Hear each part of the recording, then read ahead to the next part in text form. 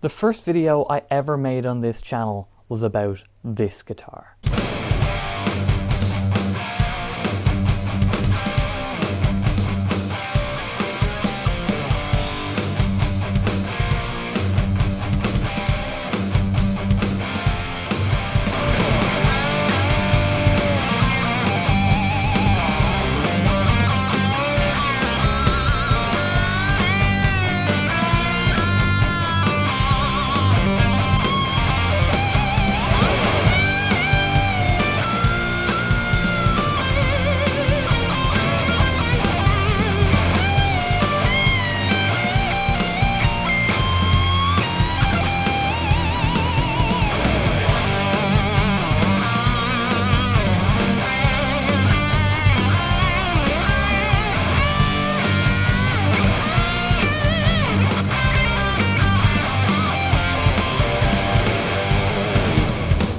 Hello everybody and welcome back to Restring Sunday, where I take a guitar, restring it and talk a little bit about it.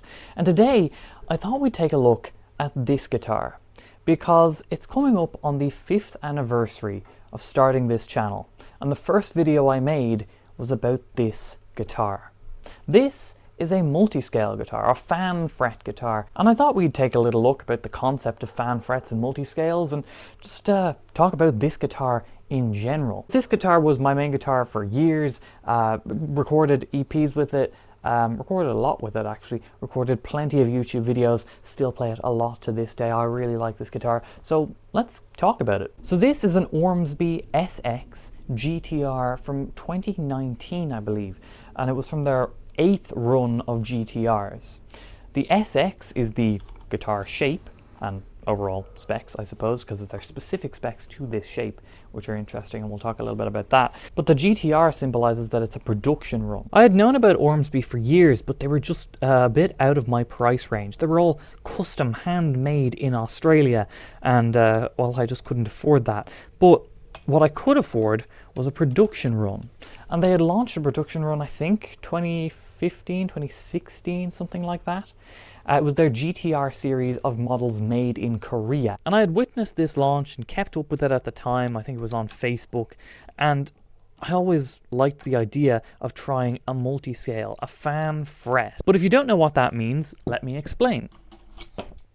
Our nut's fallen out of the nut slot, actually. So I'll show you a quick repair on how we're going to do that as well. Let's talk about fan frets. It's all about strings, actually, and the overall length of them. The scale length on a Gibson guitar, that's the length of the string between the nut and the bridge, the full playable length of the string. It's 24 3/4 inches long. It's rather short in comparison to Fender, for example. Fender's scale length on almost every guitar, bar a couple of short scale ones, would be 25.5 inches long. So it's a bit longer. That means that there's going to be a bit more tension on the string. Then if you look at PRS, which pride themselves in kind of being right down the middle between a Les Paul and a Strat, their scale length is also kind of, well, almost right down the middle.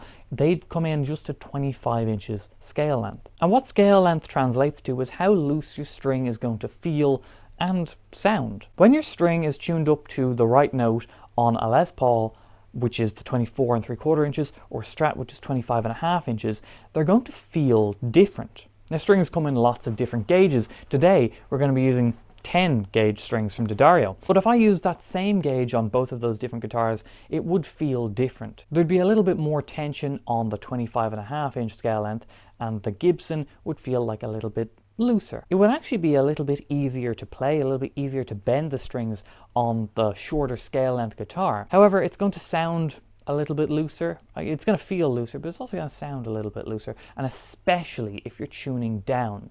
When you tune down on a guitar, normally what you do is you up the gauge of string. So if you were playing one step down on a Gibson scale length, I'd normally use 11 gauge strings because the neck is shorter, the scale length is shorter, and overall the string is a bit looser. So I need more thickness in the string to make up for that. However, with this guitar, things are different. There are guitars out there with extra long scale lengths, and they're called baritone guitars. They normally start at, I think it's 26.5 inches, and they go all the way up to 28 inches. They can be very, very long. And the benefit of that is you can tune much lower with lower gauge strings, and it'll also sound different. You'll have more tension on your string. That's the benefit. But there is a negative aspect to that.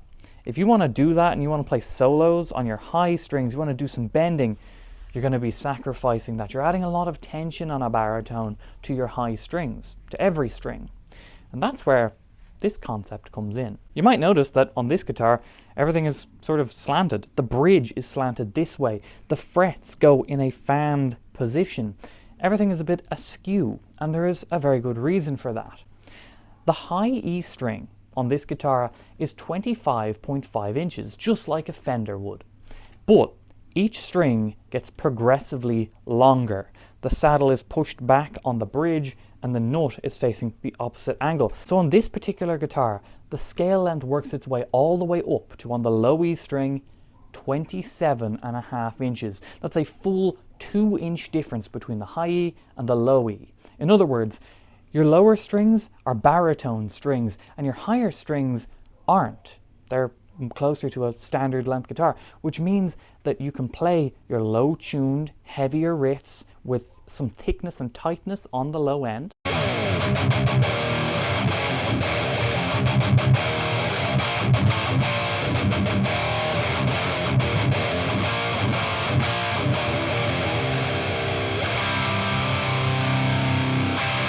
But it's still easy to bend. In fact, you can use standard gauge strings on this. I'm going to be restringing this with 10s and tuning to 1 step down. On a Gibson scale length, I'd be minimum 11s.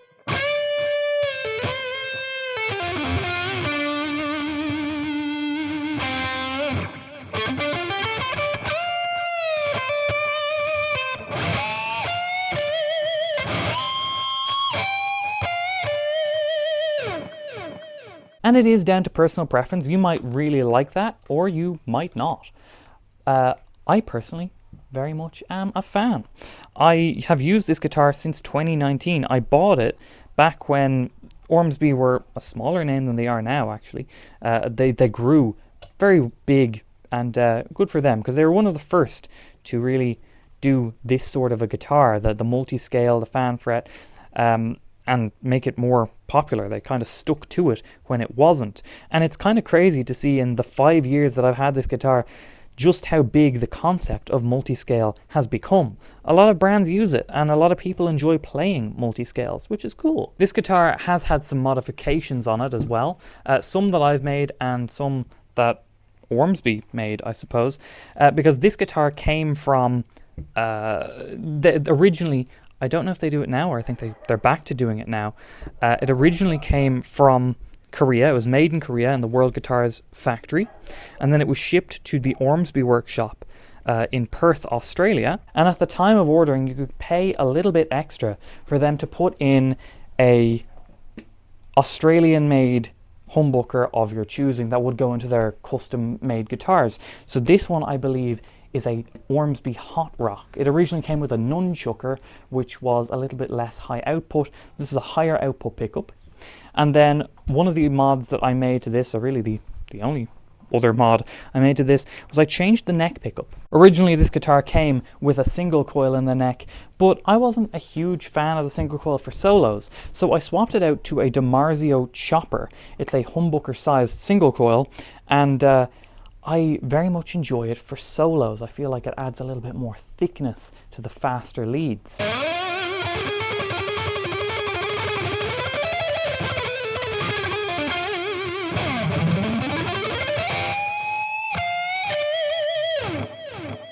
The specs on this guitar are also pretty cool, because the neck is Wenge, or Wenge if you wanted to pronounce it like that. I think some people do. It's a unusually glossed Wenge. Normally people keep it open pore, but for this model of guitar, they glossed it and it's smooth. So you don't get the feel of Wenge, but you get the visuals of the Wenge neck, which is quite nice. I also have an Ormsby that's the same shape, same model. It's an SX, and it's got the wenge that is not glossed, so you can feel the grain as well, which I do like, but I don't really have a preference. I think they're both quite nice. Came with the locking tuners and the hardware. It's gold hardware that I have worn through heavily. The plating on it and kind of all of it is very heavily worn just from me playing this, because I played this a lot. I recorded a lot with this. I had a great time with this guitar. The beauty about the stainless steel frets is that they don't really need that much of a polishing to really shine up. And speaking of frets, there's another thing that makes this guitar very much stand out from the crowd, and that's the amount of frets this guitar has. Most guitars, like most Gibsons, will have 22 frets. Most Fenders will have 21 to 22 frets. And then if you're looking at Super Strats from Jackson or really any other brand, you'll have 24 frets. This guitar has 29. And you might say, and you'd be right to, you're not going to use all of those frets. And yeah, probably not. You can if you so desperately desire to, but it's going to be far and few between because the notes are very high and the fret gap is very small for people with big fingers, big hands.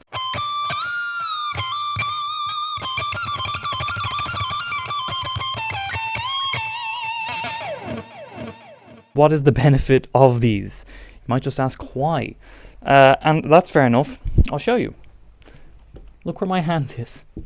So normally you'd be playing like 24th max. You've got all these frets because you've got so much fret access there. It is so smooth and easy to grab onto that honestly I could play on the pickup if I needed to. So yeah, I think that's a justifiable reason for a bunch of frets. And I might add actually that this guitar, I mean, it looks metal. It's got the pointy headstock, the stabby headstock, and a lot of frets, and it's just kind of a super Strat. But it's very, very versatile. I've added in this humbucker in the neck, but it used to be a single coil. But I can coil tap, so I'll get my single coil there. And if I switch to the middle position, I get a very different sound. See, the benefit of how this guitar is laid out, the difference between this type of a guitar, this specific guitar, the SX, and any other guitar, I think, ever, is the location of the pickups. Taking into account the length of the strings and where the strings are, where the neck pickup is pushed to because of the extra frets. If you actually look at it, the high E string on the neck pickup is where the middle pickup on a Strat would be. But the low E string on the neck pickup is where the neck pickup on a Strat would be. So you get a completely different sound to any other guitar.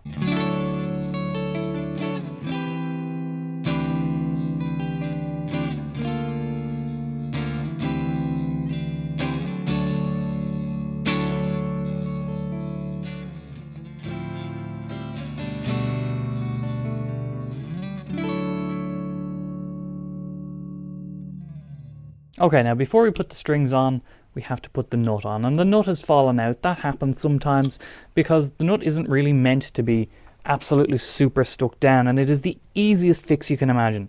This is a bit of wood glue. Is it the best wood glue? No, but it's perfectly fine and adequate for what we need because we only need the smallest drop. I'm going to try and get this on camera, which is slightly dangerous because I'm doing it over the guitar.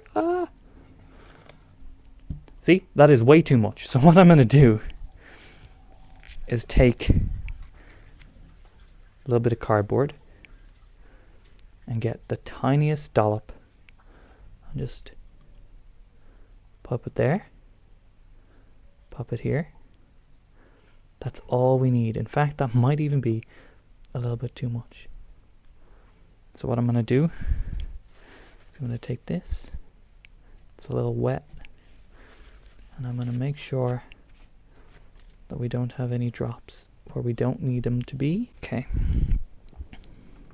What we're going to do is just place the nut there.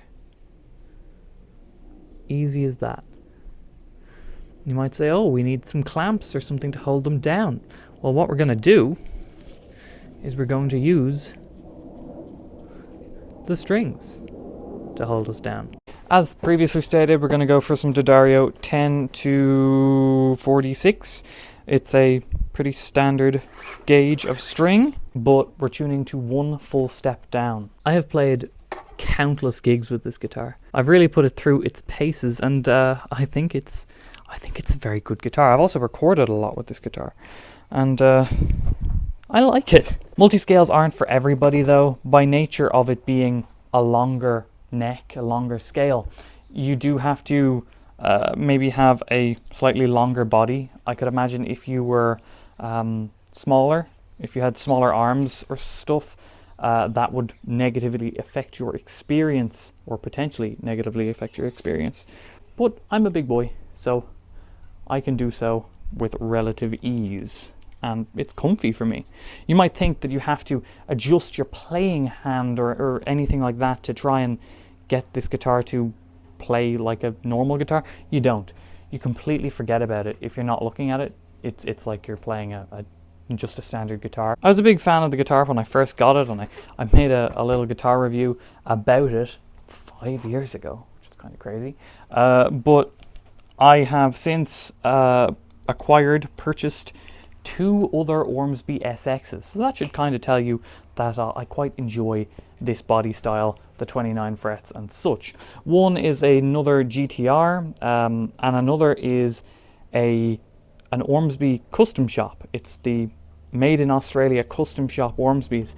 So if you'd like to see those as a restring, drop a comment, and maybe we could do like a comparison of all 3. That might be fun. But I want to thank you for watching the videos. I want to thank you for 5 years of watching videos. Some of you original viewers. If you've stuck with me for this long, I think you are stuck with me at this point. But I do want to say thank you. I think we're closing in on 100,000 subscribers. We're getting there. Every little counts. So if you want to subscribe, if you're not already, consider doing so, because sometimes the videos are worth watching. All jokes aside, there are plenty more videos in the works. They're on the way, and I hope you join me for the journey. Oh, look at that. I've actually restrung. I've got all the strings on. Thank you for watching. We'll see you next time. Bye bye.